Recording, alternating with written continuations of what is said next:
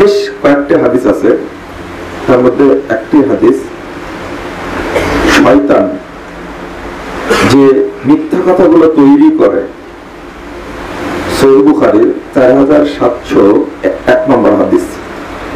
রাসূল সাল্লাল্লাহু আলাইহি ওয়াসাল্লাম বলছেন, প্রতিদিন রাত্রিতে ফেরেশতারা আসমানে মিটিং বসে, আগামীকাল কি কি সিদ্ধান্ত মানুষের কাছে পৌঁছে দিবে, কি কি ঘটবে, এটা আল্লাহ তাদেরকে জানাই দিলে তারা এটা নিয়ে মিটিং বসে।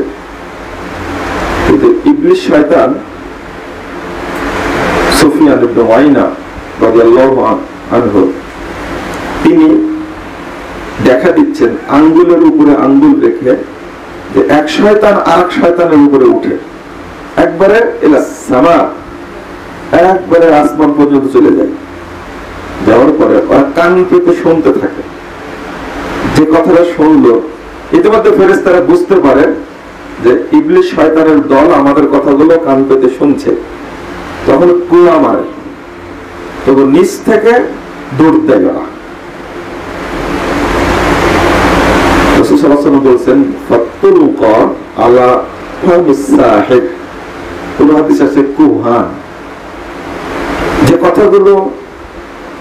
কথাগুলো শুনলো তার মধ্যে একটা কথা হয়তো শুনতে পেয়েছে,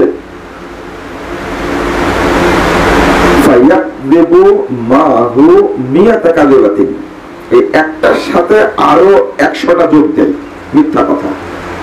ফায়াকযিবু মাহা মিয়াতা কাযিবাতিন, আপনার হাদিসের ইবারত এটা। এই একটা সত্যের সাথে 100টা মিথ্যা যোগ করে, তাহলে কয়টা হলো? 101টা। 101টার মধ্যে মিথ্যা কয়টা? 100টা মিথ্যা। এটা সহিহ বুখারীর হাদিস।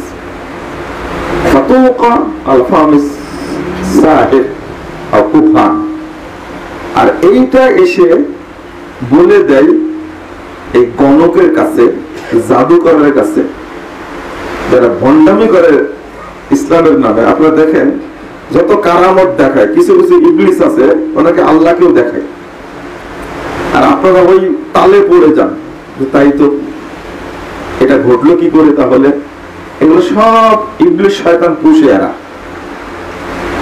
মাজারে বসে, খানকায় বসে ইবলিস হাজির করে আর জনগণকে ফাঁকি দেয়। এর অনেকগুলো হাদিস আছে। আহাদিসুল মুখতারার মধ্যে একটা হাদিস আছে,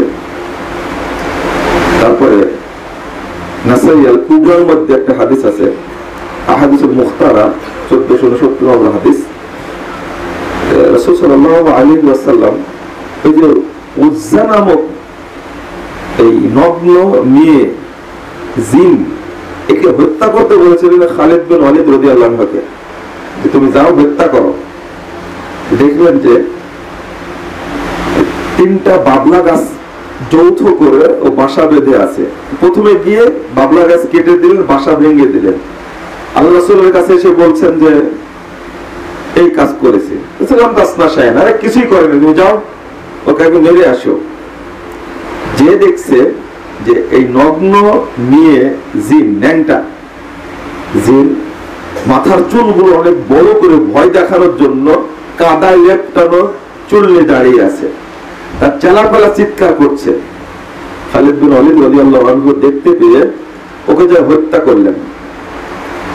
রাসূল সাল্লাল্লাহু আলাইহি ওয়াসাল্লাম বলছেন, ওয়াতিলকাল উজ্জা, এটাই সেই উজ্জা নামক জিন। এই বদমাশটা কাবা ঘরের চতুর্পাশে যে 360টি মূর্তি ছিল, এই মূর্তির মধ্যে ঢুকে শব্দ করত, আর ওরা মনে করতো যে আমারটাই হয়তো কবুল হয়েছে। তাহলে উবাই ইবনে কাব রাদিয়াল্লাহু আনহু বলছেন, মা কুল্লি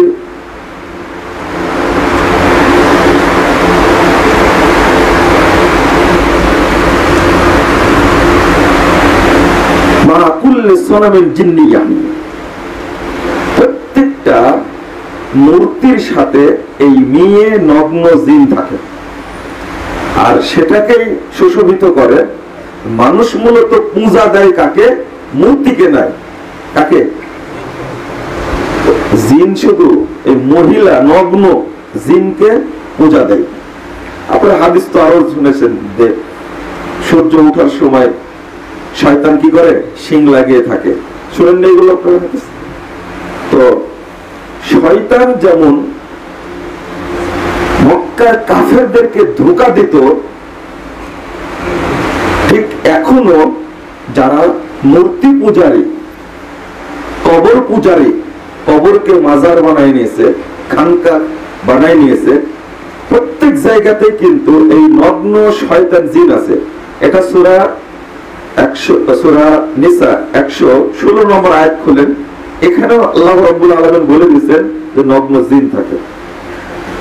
তো মানুষ যেটা করে, ভক্তি যেটা করে, সেটা হলো সরাসরি কাকে ভক্তি করে?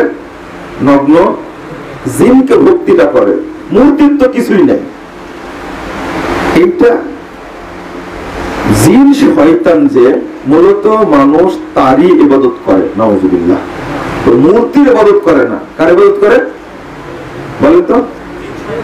জিন শয়তান যে, তাও আর ন্যাংটা, তাও আর মহিলা, জিন্নিয়া শব্দ আসছে, মহিলা জিন, আস্তাগফিরুল্লাহ, নাউযুবিল্লাহ। একদিকে এক শ্রেণীর মানুষকে ওরা মূর্তি পূজাতে লাগায় রাখছে, এই কাজটা করেছে কে? শয়তান।